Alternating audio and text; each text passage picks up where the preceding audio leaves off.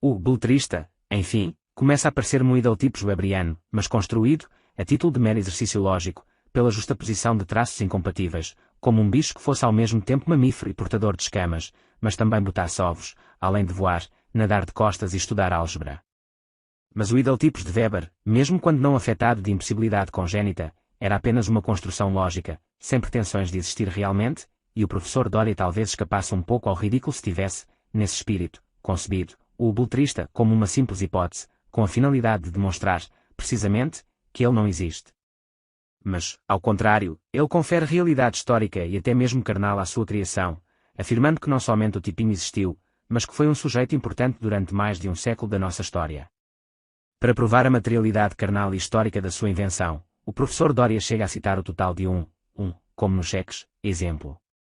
Este raríssimo exemplar, precioso para a historiografia como o ornitorrinco para a zoologia, é Eduardo Prado, o autor de A Ilusão Americana, de Fastos da Ditadura Militar e outros escritos, quase todos de polêmica antirepublicana.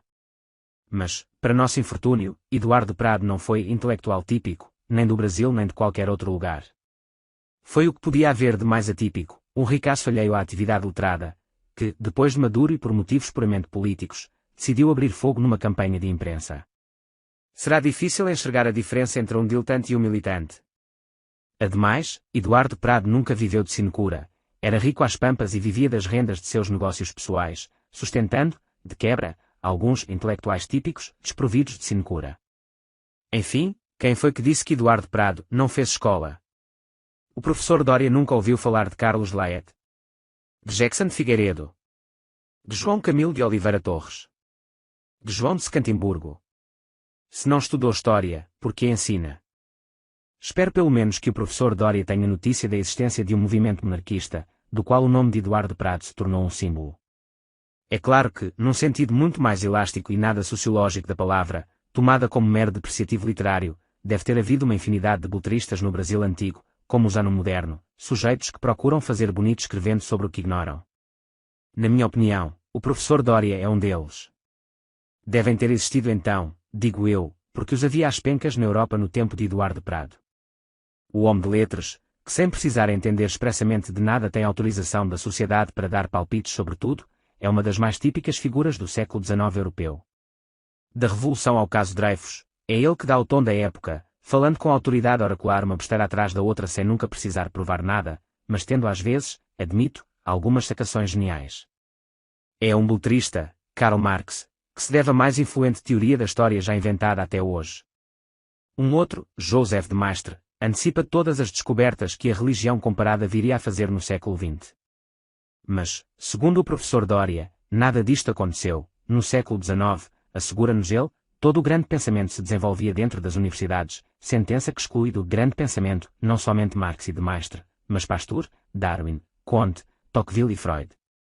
Exclui até mesmo Nietzsche, o qual, embora ocupasse uma cátedra de filologia, ganha de presente, sem concurso e a título de sinecura, nunca escreveu um trabalho universitário e só foi genial mesmo no campo do beletrismo.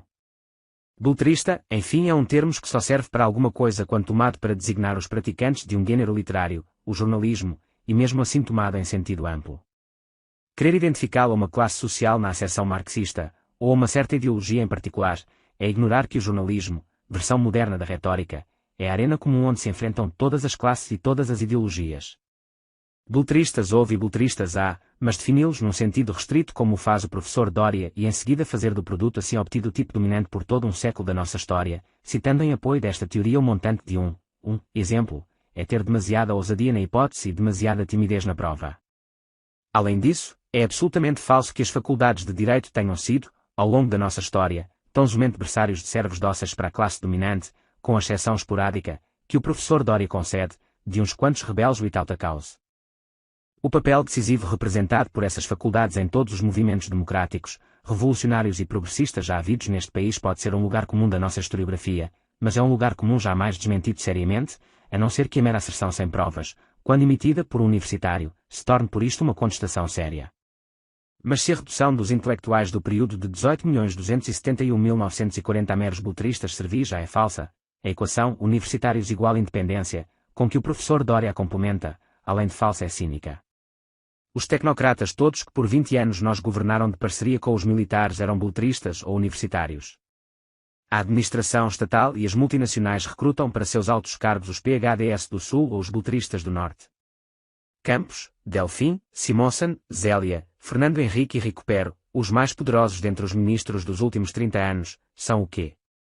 As classes dominantes de hoje mandam seus filhos estudar letras para se tornarem beletristas ou sonham em fazê-los PhDs em economia, em administração, em informática, em física. Não, a universidade não mudou. Hoje, como sempre, ela é ainda uma interface entre a classe dominante e o aparelho de Estado, e se jovens de classe média procuram a universidade como um meio de subir na escala social, como outrora cursavam com o mesmo fim as faculdades de Direito, que outra aspiração os move senão a de preencher vagas na classe dominante? A universidade não mudou, apenas expandiu os seus serviços, passando a recrutar e preparar, além dos sempre indispensáveis advogados, também os futuros gerentes, chefes de departamentos, diretores de empresas, engenheiros, assessores econômicos, políticos e técnicos, enfim a galeria inteira dos servos dos poder, entre os quais, é claro, os futuros professores universitários. Se toda essa gente, enquanto jovem, esperneia e berra contra os poderes estabelecidos, que novidade há nisto? Estudantes já berravam contra os príncipes e os papas no século XII, as universidades, afinal, nasceram como grêmios de estudantes. Não vejo nenhuma diferença entre os protestos mais recentes e os que se verificaram nas faculdades de Direito em 1889, em 922, em 1930, em 1932, em 1935 e no período militar. Espernear contra a classe dominante é próprio dos jovens filhos da classe dominante. Ou por acaso as universidades agora são frequentadas por proletários e por garotos da FEBEM? Não, a freguesia é a mesma de sempre, e sempre imbuída da mesma confusão entre seus interesses gremiais e os interesses da nação. O professor Doria, ao reivindicar o poder para a casta a que pertence, mostra apenas estar metido nessa confusão. Confusão que se funda aliás numa ambição compreensível. As universidades estão lotadas de netos e bisnetos de barões e ministros, que não se conformam em terminar seus dias na chefia de obscuros departamentos universitários. Longe de constituir uma nova classe de extração popular, eles representam o setor declinante de uma oligarquia que periodicamente escorrega para fora do governo e periodicamente reivindica um retorno ao poder, sob os pretextos ideológicos mais variados e inventivos: fascismo, socialismo, democracia cristã, neoliberalismo, etc. A reciclagem da oligarquia confunde-se ainda com a troca de gerações. Os jovens filhos da classe dominante têm pressa de chegar ao poder, e seus pais insistem em permanecer vivos por mais tempo do que pode suportar o mais paciente dos édipos. A reivindicação, portanto, não é nova. Apenas, o professor Doria vai um pouco além, ao enumerar 3 tipos de intelectuais, rejeitando o primeiro como reacionário e absorvendo o segundo no terceiro, ele acaba arrogando à classe universitária, junto com o poder político, também o monopólio da cultura. Uma vez adotado esse critério, todo intelectual independente se verá espremido contra o muro de uma dramática opção, ou prova que é sério e se integra na universidade, ou se vê, como beletrista, jogado na lata de lixo do passado. Não sei se o professor Doria se deu conta dessa inescapável consequência de seus argumentos.